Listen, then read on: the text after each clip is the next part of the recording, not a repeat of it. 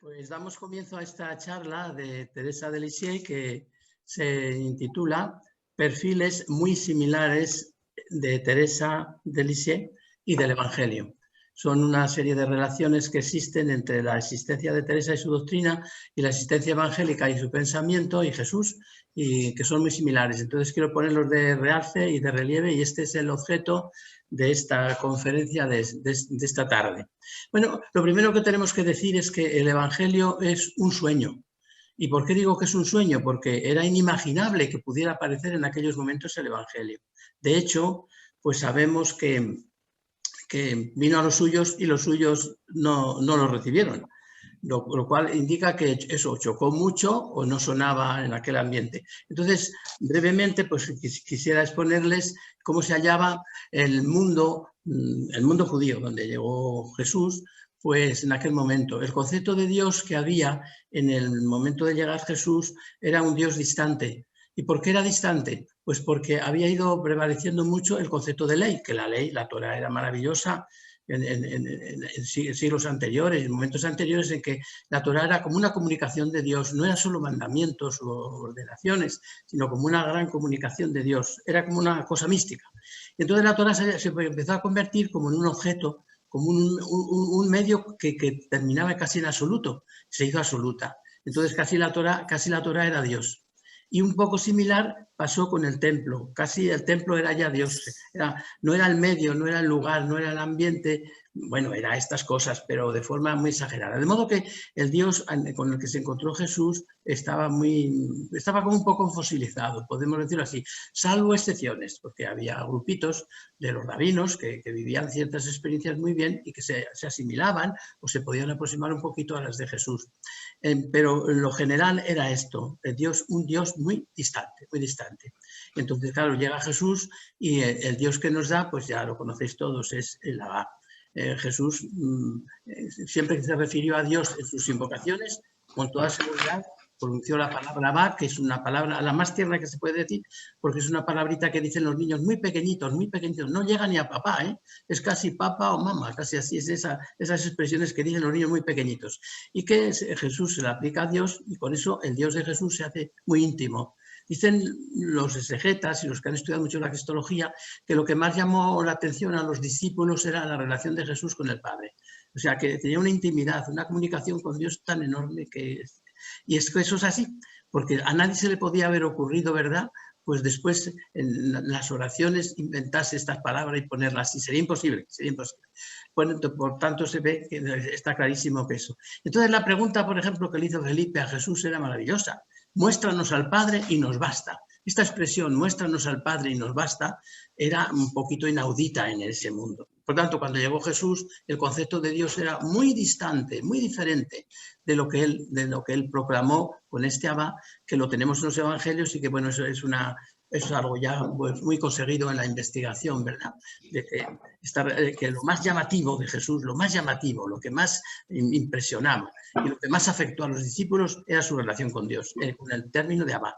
Por eso ha podido decir algún teólogo moderno que la palabra más fuerte, más cargada, más viva, más honda de todo el Nuevo Testamento es la palabra Abba. Bueno, esto es la parte de Jesús.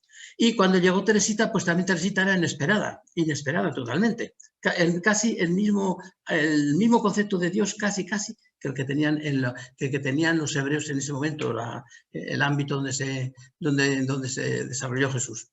Cuando llega Teresita, bueno, ya estaba esto, ya es muy conocido, ¿verdad? Pues el jansenismo, ese concepto de Dios tan distante, tan purificador, tan puro y nosotros tan impuros, tan difícil, pues hacía imposible casi la oración. Prácticamente la oración teresiana en ese ambiente era imposible. Yo no sé cómo lograrían las religiosas de Lisieux, de las compañeras de Teresa, poder hacer oración con ese Dios, porque era un Dios tremendo.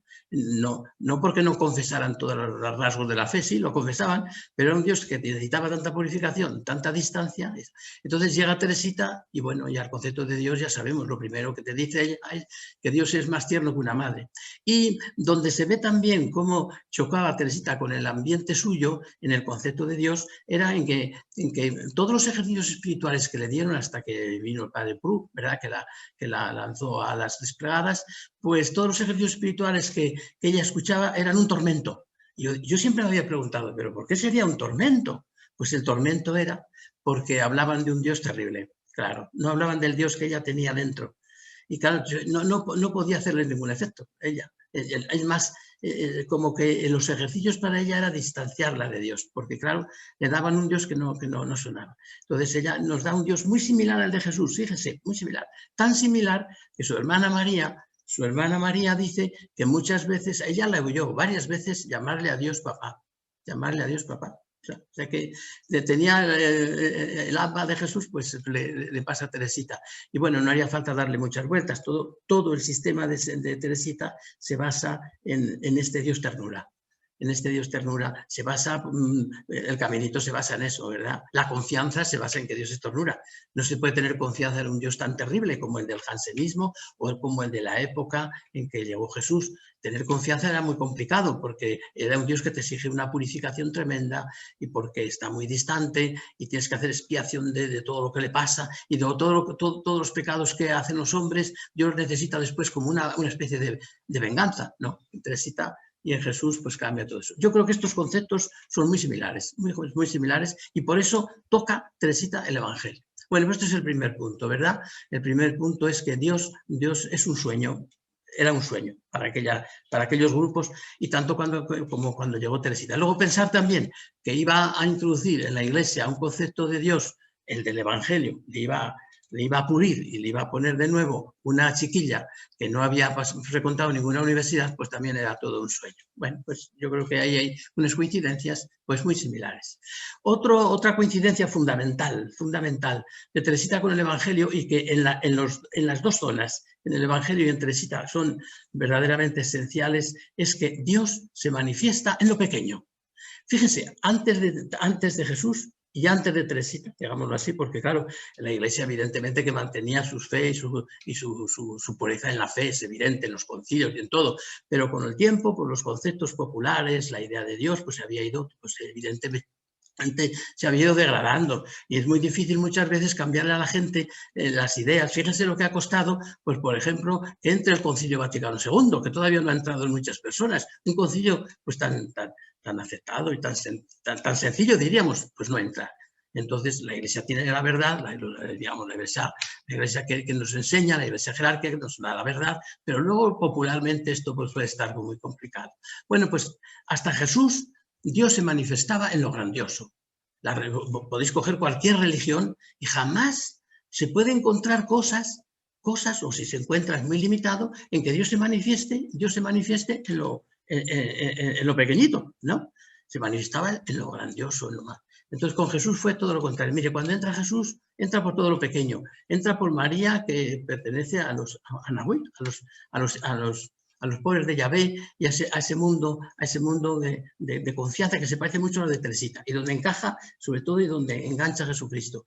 Y Lucas va recorriendo todos esos momentos y Jesús se está manifestando en los pequeños, en los pobres, pero es en los pequeñitos, no digamos en los pobres, pequeñitos, el pobre también es pequeño. Pero fíjese que también Jesús, luego ya en los evangelios, que no me cuesta nada exponerlo, porque en los evangelios dice, el más grande es el que sirve más. El más grande es el pequeñito, el niño, quiere ser como el reino de los cielos. Después llega San Marcos y cuando dice Jesús, ¿a qué compararemos el reino de Dios? ¿A qué parábola le haremos? Como diciendo Jesús, pero a ver como si yo puedo aquí de una vez por todas decir que es el reino de Dios. Y dice que es como un granito, como la planta que sale de un granito de mostaza, lo más pequeñito que existe, que no llega a árbol y que todos los pájaros del cielo vienen. Bueno, no hace falta darle muchas vueltas, ¿verdad? Para demostrar todo esto de cómo el Señor se revela en lo pequeño, cómo Dios se manifiesta en lo pequeñito. Y es lo más chocante, porque Dios parece que a Dios lo definimos como el principio de todo, la fuerza, etcétera, y se manifiesta en el pequeñito. Bueno, si damos la vuelta a Teresita, pues es que tampoco hace falta darle mucha reflexión, ¿verdad? Porque Teresita, ¿de qué hablaba? Pues ella se comparaba como un pajarito, y a los grandes santos los comparaba como un águila, decía, las grandes águilas, ella como un pajarito, pero pequeñito. Y luego ella habla para almas pequeñas, fíjese que habla, dice, este mensaje mío puede servir para un montón de almas pequeñas que un día me seguirán. Lo dice esto en el acto de ofrenda, ¿verdad? Y toda la estructura de ella es de ser pequeñita, porque de ser frágil, de ser débil, e incluso de gloriarse en lo débil, o sea, todo el sistema de ella es, diríamos, está en los pequeños, ¿verdad? En los pequeños. Y se podrían buscar muchos textos, pero fundamentalmente hay una cosa que yo quiero poner de relieve. No son tanto los textos cuanto algo que es elemental. Es que ella está en el concepto puro de gracia. La gracia es el don total y nosotros somos como abiertos a ello. No podemos casi hacer nada. Lo más que podemos hacer es como acoger. Ahí está Teresita. Entonces, es pequeñita porque tiene un concepto de gracia muy brillante, maravilloso. Yo algunas veces he dicho que, bueno, es una forma de decir, ¿verdad? Que si Lutero la hubiera conocido a Teresita, posiblemente no rompe con la Iglesia. No porque Teresita sea protestante, no, ni mucho menos, pero porque tiene un concepto de gracia que no sé, le hubiera deslumbrado a este hombre, este concepto que tiene Teresita de gracia. Ahí está la fuerza de ella. Por eso cuando dicen algunas personas, ¿y cómo se la ha hecho doctora si ha escrito tan poco? Pero hombre, pero si los conceptos más fundamentales los ha relevado, los ha puesto de relieve, de nuevo, y ha hecho un cambio en la Iglesia, en la manera de pensar, la mayoría, ¿verdad?, de la gente, porque hay gente que todavía es jansenista y gente que no es del concilio, pues esas cosas ya siempre son así, siempre pasan así, pero diríamos que la mayoría de la forma de pensar pues es de Teresita. Pues alguna vez cuando se preguntan y dicen, ahora parece que Teresita no influye tanto en la Iglesia como hace algún tiempo, ¿verdad? Y la razón es muy clara, es que ha conquistado los espacios que eran conquistables para ella y que ha hecho una conquista enorme de espacios, entonces ahora no tiene que conquistar muchos más porque están conquistados. Entonces diríamos que en esta relación de que Dios se manifiesta en lo pequeñito y en el Evangelio aparece lo pequeño y en el mensaje de Teresita y en ella aparece lo pequeño, es también exacto. Luego hay otra cosa que es muy elemental y le voy a pasar enseguida. Es muy elemental que el Evangelio es fraternidad. El Evangelio es fraternidad. Bueno, eso no hace falta ni tocarlo, ¿verdad? Porque empezó Jesús cambiando el nombre de Dios y poniéndole como Padre y hablando de una oración en que tenemos que llamar a Dios Padre Nuestro. Entonces, claro, si tú no eres hermano, no vives como hermano, no puedes rezar el Padre Nuestro, eso es lo primero, porque dices Padre Nuestro. Entonces, no se puede rezar el Padre Nuestro si no se vive en la caridad y en la fraternidad y en lo que podemos llamar en el sentido comunitario de la vida. El sentido comunitario de la vida, eso lo dio el Evangelio, ¿verdad? En los sermones de la cena, pues está todo esto muy clarificado, ¿verdad? El grupito como comunidad, como, que no quiere decir uniformidad, ni mucho menos como entienden algunos, sino que es una unidad honda, profunda, pero que luego en esa unidad hay mucha diversidad, y esa diversidad, lo precioso de eso es que encaja en una unidad, porque hay una diversidad que choca, no es esa. No es esa, es una diversidad que es la profundización y la riqueza de la unidad. Bueno, no me hace falta darle muchas vueltas al Evangelio, podríamos estar por mucho tiempo, ¿verdad?, con ello. Y aparece, ¿verdad?, pues todo esto de la fraternidad en todos los sitios, tu hermano, ¿verdad?, en el Evangelio, pues la parábola, ¿verdad?, lo que nosotros llamamos, mal llamado, el hijo pródigo, ¿verdad? La parábola esa, porque la parábola es del Padre, el Padre que se desborda, ¿verdad? El Padre que no tiene límites en el amor. Y así. Bueno, y Teresita en la caridad tiene unas enseñanzas muy importantes. Tiene dos partes, Teresita en la caridad, como sabemos. En la primera parte, pues Teresita siguió, podemos decir, el libro de Levítico. Amarás al Señor tu Dios con todo tu corazón, con toda tu alma, con todas tus fuerzas y al prójimo como a ti mismo. Claro, ella pensó, y así lo dice ella, pues que al principio pues que lo que consiste en todo es amar a Dios. Y desde el amor de Dios, pues luego yo tengo que cumplir lo que Él dice, pero casi como cumplirlo. No me atrevo yo a decir que ella viviera eso así, porque vivió la caridad de forma exquisita, ¿verdad? Todo el mundo sabemos cómo vivía ella esos momentos, esa fuerza de la caridad, con todas las, ¿verdad?, todos los ejemplos que se nos ponen en los manuscritos autobiográficos o Historia de un alma, ¿verdad? Aquellos detalles de caridad con aquellas religiosas que eran tan difíciles, algunas de ellas, y ella se ofrecía, o buscar en la recreación a la persona que menos le gustaba estar con ella. Y, bueno, actos de caridad verdaderamente heroicos, fantásticos, fantásticos, podemos decir, que vivió ella esa realidad. Pero claro, no había caído en la cuenta en otra cosa que hay en los evangelios, y que a veces, a lo mejor muchos santos no caen. Pues es que hay un pasaje del Evangelio, ¿verdad? Del Evangelio de San Juan, que cuando habla Jesús del amor, pues dice que hay que amaos unos a otros como yo os he amado. Como yo os he amado. Claro, aquí da un giro total. Y dice ella, precisamente ella, dice que ahí descubrió pues una nueva faceta de la caridad. El Señor me ha dado nuevas luces, dice ella, sobre la caridad. ¿Y cuáles son las luces? Pues que al prójimo, al otro, hay que amarle como Jesucristo le amó. Y claro, esto cambia la dinámica.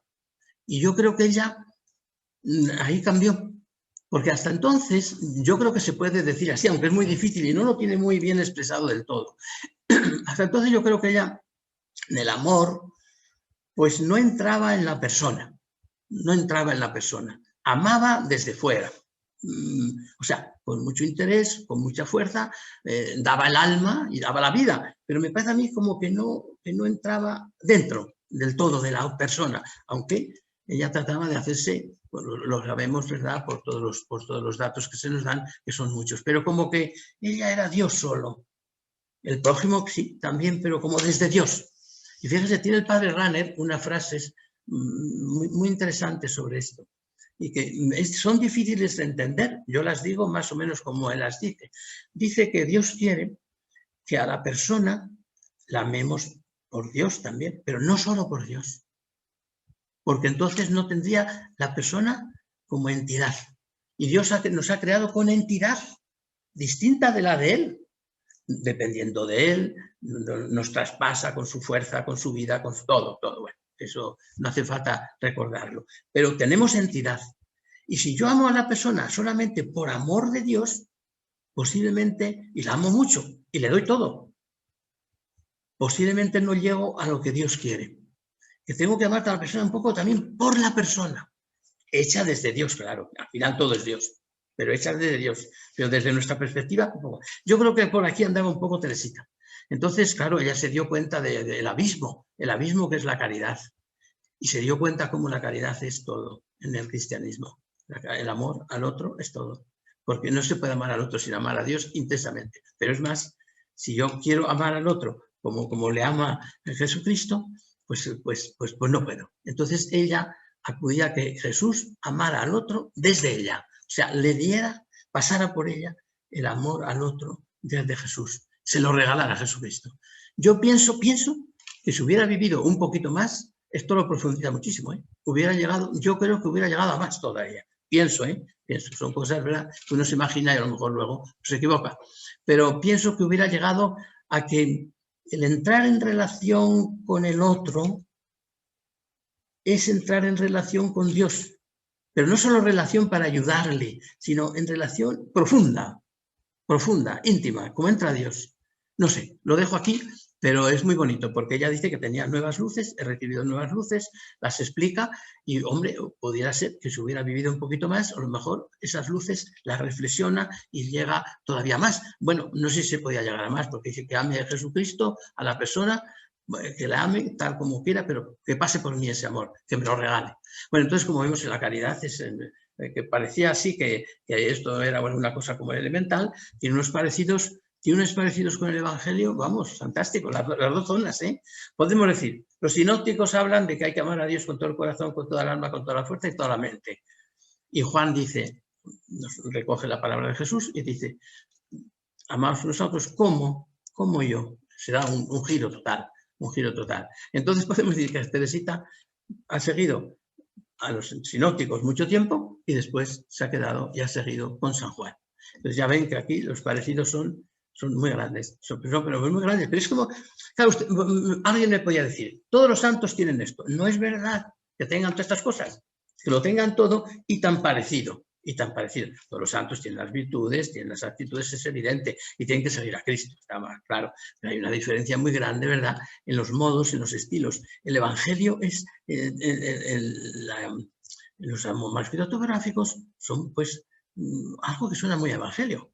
Yo no quiero citar aquí personas que me ayuden en esto, porque yo creo que me ayuda a la verdad, pero yo le oí decir a un obispo, que no se podéis imaginar quién es, que me dijo, yo después que leo la historia de un alma, me dijo esta palabra, son los manuscritos, pero la historia de un alma, me parece que he leído el evangelio, me dijo. Bueno, y mucha gente así, ¿verdad? Bueno, entonces tenemos este parecido que es muy serenal. Bueno, y otro parecido que tenemos, ¿verdad?, entre Teresita y el evangelio, pues es que el evangelio es una fiesta y Teresita es otra fiesta. ¿Cómo que el evangelio es una fiesta? Pues mire, bueno, es que con la llegada de Jesús llega el reino y llega la idea, ¿verdad?, de que es una boda. Ante todo, que el evangelio es como una boda. Fíjense, todos los evangelistas muy disimuladamente le ponen a Jesucristo como esposo, como novio, todos. Los sinópticos lo ponen de una forma especial. Mientras esté el novio no se puede ayunar. Dicen, no, y se le olvida a uno decir, nos acordamos del ayuno y nos olvidamos del novio. Pues no. Entonces le ponen así. Y el Evangelio de San Juan es que lo pone ya de una forma tan chocante, las bodas de Caná. Pero no solamente las bodas de Caná, sino que Juan Bautista, que es el que viene a presentar a Jesús, dice, el que tiene a la novia es el novio. O sea, Jesucristo es como el novio. Entonces, esto indica que lo que viene a traer es una boda. Claro, normal, una boda no es un entierro, claro, eso lo entiende cualquiera. Una boda es una fiesta de familia, de gente, de todo. Una boda es una expresión de una de las fiestas mayores, ¿verdad?, que se pueden dar en la tierra. Y entonces el Evangelio está lleno de esta realidad. Fíjense que estoy hablando solo de los Evangelios, que no hablo del Nuevo Testamento, que no hablo de otros libros, en los que me sería muy fácil poner todo esto. Pero es que los Evangelios están encalados con esta idea, ¿verdad? Y incluso el Bautista llega ya a decir un momento también, mi alegría es grande, y grande cuando ve porque el que tiene a la novia, ese no dice, yo no soy el Mesías, es él, mi alegría está colmada, dice.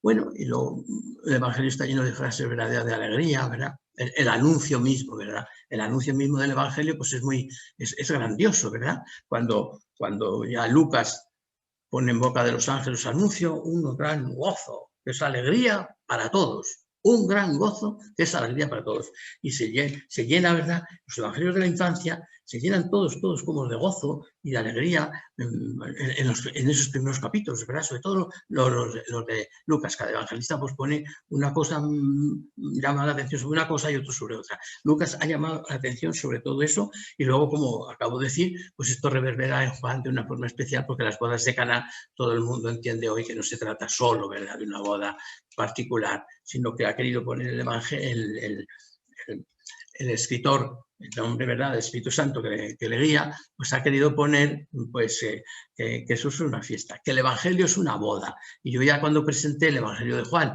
pues hace algunos meses que lo presenté aquí, pues ya dije muy claramente que dicen algunos exegetas que todo el Evangelio sabe a Caná. Todo el Evangelio sabe a Caná. Bueno, esto es indiscutible. Bueno, si pasamos a Teresita, bueno, ¿dónde está toda esta fiesta, diríamos? Bueno, pues lo primero que hay que recalcar es que Teresita era una persona pues muy alegre, a pesar de sus dolores, sus sufrimientos, era una persona alegre íntimamente. De tal manera sí que su maestra de novicias dice que era una mujer mística y cómica. Es decir, que vivía la experiencia de Dios con una gran profundidad, pero al mismo tiempo, pues era una cómica, que se hacía a partir de risa, dice más o menos esta expresión, o los hacía llorar o partir de risa con sus palabras y con sus formas. O sea, interiormente tenía una alegría muy grande, Ella dice que siempre delante de Dios estaba alegre.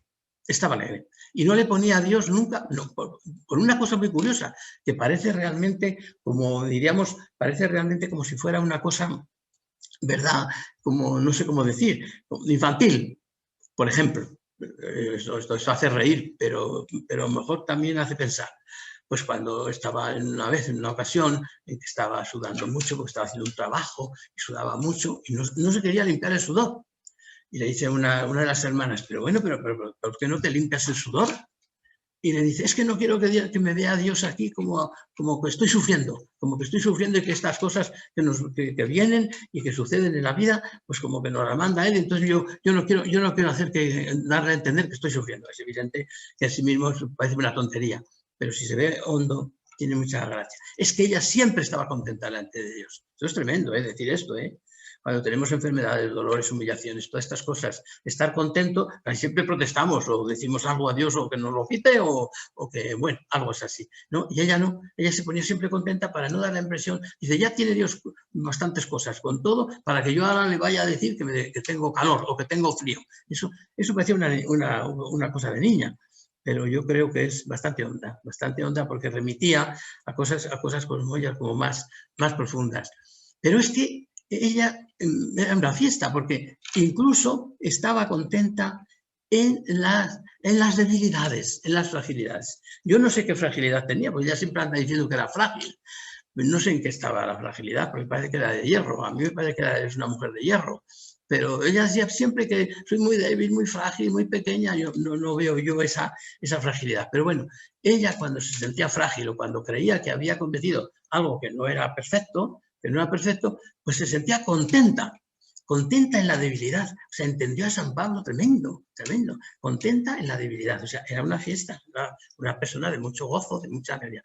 Pero no solamente eso, es que ella, diríamos que el caminito, todo el proceso ese es de gran alegría. Y diríamos que es una fiesta, porque fíjense, cuando ella, por ejemplo, estaba muy contenta y muy alegre, se la veía muy festiva, pues las personas que la conocían bien decían, posiblemente está sufriendo algo, tiene algo, porque cuanto más le pasaba algo, alguna prueba, alguna humillación, alguna cosa, en general, ¿verdad? Tendría momentos, evidentemente, que no están tan recogidos, en que estaría pues un poco como caída, pero no están recogidos. Se habla de esto. Entonces, ella cuando estaba en estas dificultades o dolores se ponía alegre. La alegría en el sufrimiento es una cosa, era una mujer alegre, era una fiesta, y su caminito es una fiesta. Bueno, y es una fiesta su caminito porque es un anuncio enorme de que la santidad no consiste, que para nosotros hoy es elemental esto, ya no tenemos ni que explicarlo, pero no consiste en hacer grandes cosas, en hacer grandes ayunos y penitencias, como se nos ponía antes como muestras de santidad, o cosas extraordinarias, o cosas raras, sino lo de la vida ordinaria hecho extraordinariamente, pues aunque ella no lo dijera así del todo, es cosa suya. Entonces esto es una fiesta porque la santidad la tenemos al alcance de la mano. O sea, no hay que hacer cosas excesivas, no hay que emprender cambios radicales de formas externas, sino que está al alcance de la mano. Entonces esto es un mensaje como del Evangelio, Llega la salvación a todos. Es una gran alegría para todos y todos tienen la oportunidad. Un grupo de almas muy grandes, ¿verdad? Me pueden seguir siendo pequeñitas. Pero luego tenía Teresita otra cosa que no quiero terminar este aspecto sin haberlo tocado. Es la sonrisa. Nosotros no hemos visto nunca la sonrisa de Teresita. Nunca la hemos visto, porque las maneras de sacar las fotografías entonces pues, no permitían pues, que fuera una cosa instantánea. Y pillarle a uno descuidado, ¿verdad? No, se necesitaba estar un poco ahí, bueno, un tiempo. Entonces ella se ponía rígida y no aparece la sonrisa de Teresita en ninguna parte, no aparece esa sonrisa. Era algo especial, algo muy llamativo.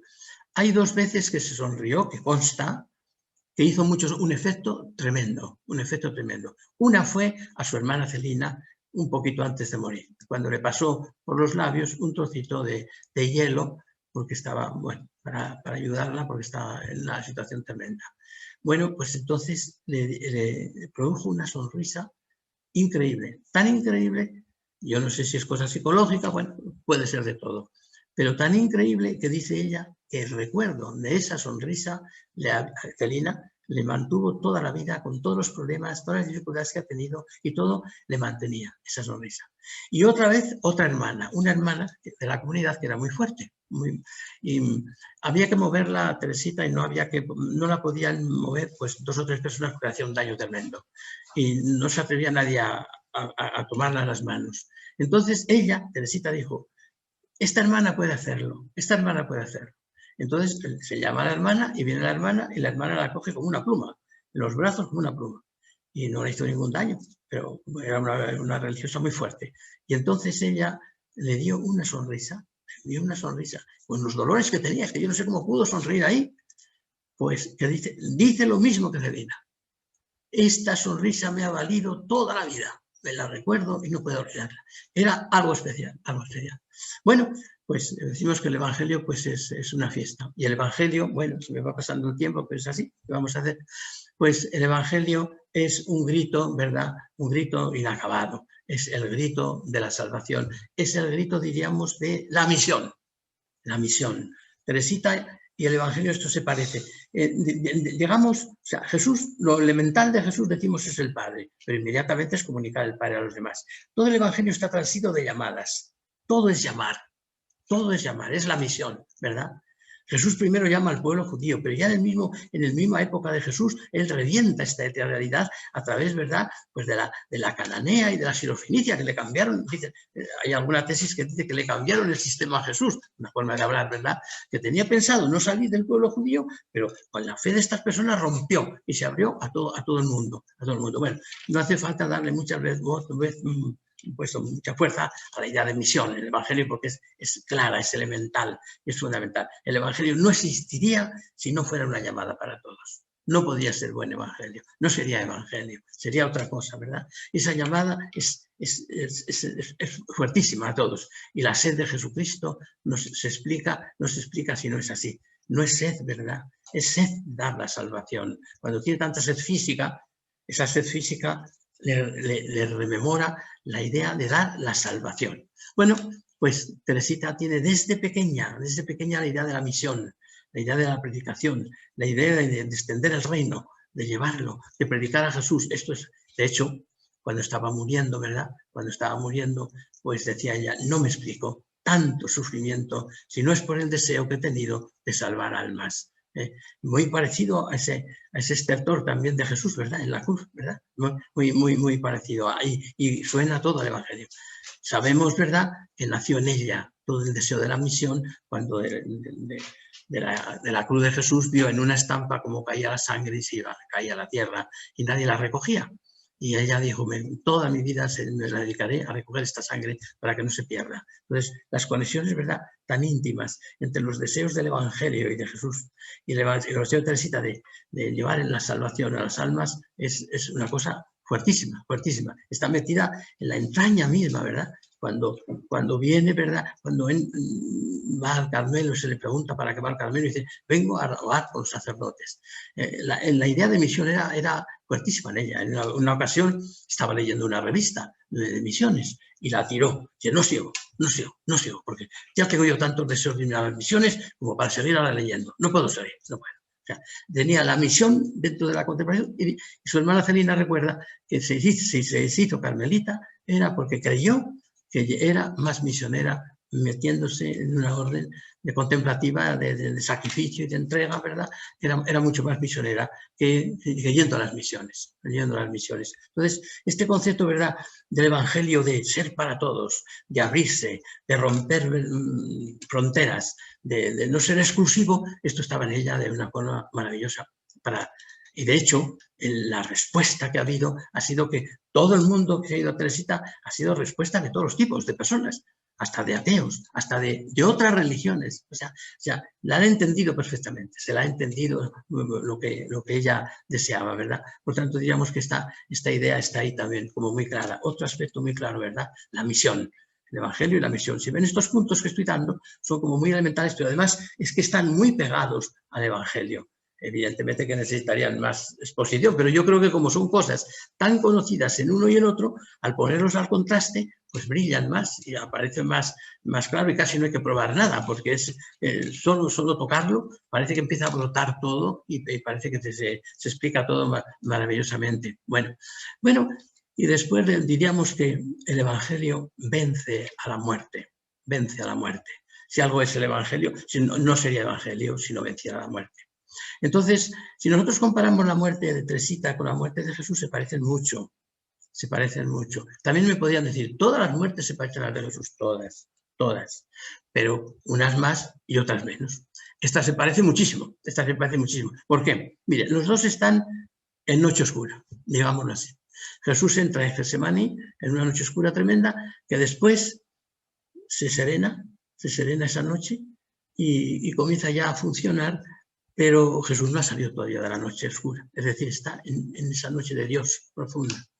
Es allí cuando pronuncia el Abba. Según Marcos, es el único pasaje en el Evangelio que extendemos textualmente el término Abba, es en Marcos, en Getsemaní. Y Jesús ahí hace como un niño, ¿verdad? Le llama al Padre para pedirle que le libere de eso que viene sobre él, pero que se haga su voluntad. ¿Sí? Tiene esta conexión tremenda de la voluntad y el dolor, la voluntad y el dolor. La voluntad y el dolor que tiene Jesús, que es muy fuerte. Pero son dos dolores. Es un dolor físico y otro dolor de oscuridad del misterio, que es muy difícil, ¿verdad?, explicarlo, ¿verdad? Como un ser, ¿verdad?, es divino y humano, pues padece todas estas realidades, pero están ahí en los evangelios, y los padres de la Iglesia siempre han hablado de esta cosa, y San Juan de la Cruz, fíjese, como habla de él en el capítulo 7 del libro segundo de su vida, ¿verdad? Bueno, y después en la cruz Jesús va a morir como un niño. Esto ya no me da tiempo a explicarlo del todo. ¿Por qué va a morir? Porque hay un cambio allí de perspectivas. Cuando dice Jesús, Dios mío, ¿por qué me has desamparado? Ya lo he explicado en otros momentos. Probablemente es el evangelista que quiere recordar que estaba recordando el Salmo 22, está recordándolo, y que estaba muriendo con ese estilo. Pero posiblemente Jesús dijo otras palabras, porque hay unas expresiones, ¿verdad?, allí que cuando dice Jesús esto, sería muy largo poderlo explicar todo, ¿verdad? Pues dicen, a Elías llama a este. ¿Y cómo que Elías llama a este? Hay en ese Salmo 22 una frase que dice en hebreo, Elí atá. Desde el seno de mi madre, Elíata, tú eres mi Dios. Ese Elíata mal leído, o leído como Jesús no tendría la garganta tan seca, puede significar Elías ven o Elías viene. Elíata puede significar Eliacta, Elías ven. Bueno, entonces mi teoría es que Jesús murió como con el Abba en la boca, con el Abba en la boca. No pronunció la palabra esta, pero, y Dios mío, porque me has desamparado, es una forma de decir, como se citaba entonces los salmos, está citando ese salmo, ¿verdad? Ese salmo. Bueno, esta es la muerte de Jesús. La muerte de Teresita, ¿cómo fue? Todos la conocemos, ¿verdad? Esta muerte de Teresita es en la voluntad de Dios, en unos dolores tremendos. El dolor llegaba ya a lo imposible, ya no podía ella más con el dolor. Y le decía al Señor, no puedo más, pero no me arrepiento de haberme entregado al amor. No puedo más, pero no me arrepiento de haberme entregado al amor. Y en ese instante, en esa lucha tan tremenda, en ese dolor, es que el dolor no podía ya más con más dolor. Ella había dicho siempre que Dios nos daría más dolor del que pudiera soportar. Y resulta que llega ya un momento en que Teresita, el dolor y la presencia de Dios, pues la mata, por así decirlo. El amor de Dios la rompe, y es cuando pronuncia esas palabras, ¿verdad? Dios mío, os amo. Dios mío, os amo.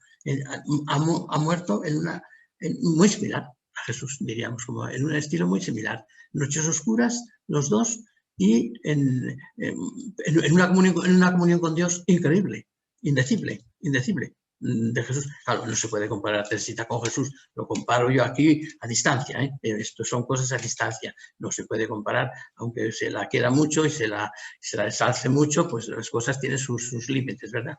Pues esto sería así.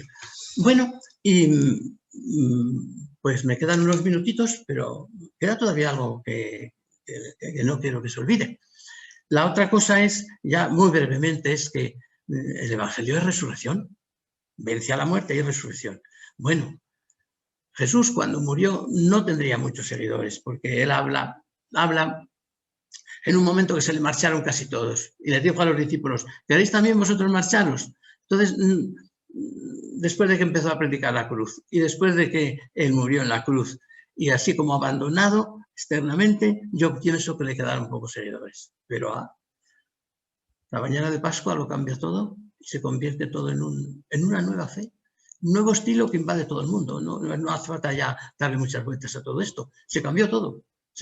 Algo pasó que se cambió todo, y aquello fue un huracán de gloria, como sería el de Teresita. Y Teresita, el día que muere, el día que se la entierra, asisten al entierro 30 personas. 30 personas. Fíjense, qué poquito. Y bueno, y después, el día de la canonización, pues ya miles y miles y miles de personas. Una eclosión tremenda. Apenas muere, se publica la historia de un alma y la gente cree que no se va a vender la primera edición, que son 2000 ejemplares, y se venden.